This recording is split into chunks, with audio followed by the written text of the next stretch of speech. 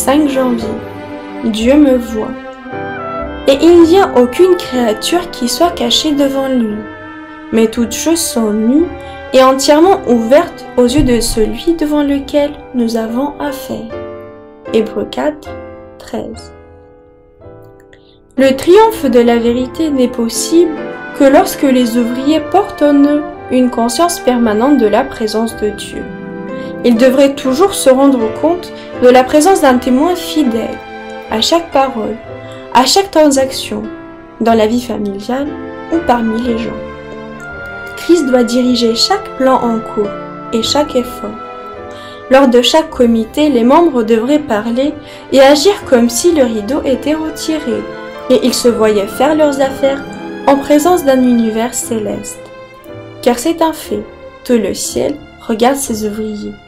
Dans la planification d'une guerre active, ne laissez pas le moi devenir dominant. Il doit être caché, entièrement caché en Christ.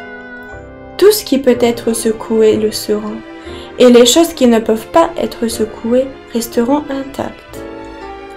Le Seigneur a besoin de notre amour sans partage. Si les humains ne sont pas sincères, ils échoueront au jour de l'épreuve. Lorsque l'ennemi mettra ses forces contre eux et que la bataille semblera être rude, au moment même où il sera nécessaire de mettre à l'œuvre toute la force intellectuelle, les talents et la stratégie d'un sage général, ceux qui sont hésitants tourneront leurs armes contre leurs propres soldats. Ils affaibliront les mains qui devraient être fortes pour la bataille.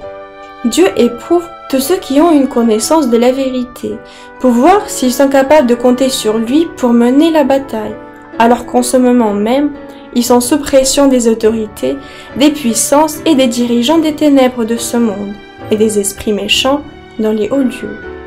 Des temps périlleux sont devant nous et notre seule sécurité est de se transformer par la force de Dieu chaque jour, tout en nous abandonnant pleinement à lui pour faire sa volonté et marcher à la lumière de son visage.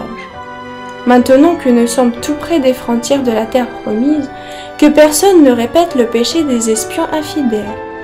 Ils ont reconnu que le pays qu'ils sont allés voir était un bon pays, mais ils ont déclaré que les habitants étaient forts, les géants étaient là, et qu'en comparaison, ils étaient comme des sauterelles aux yeux du peuple et à leurs propres yeux. Toutes les difficultés ont été amplifiées en obstacles insurmontables. Ainsi, leur incrédulité a influencé toute la communauté. Manuscrit 6, 5 janvier 1892. Travail dans les lignes du Christ.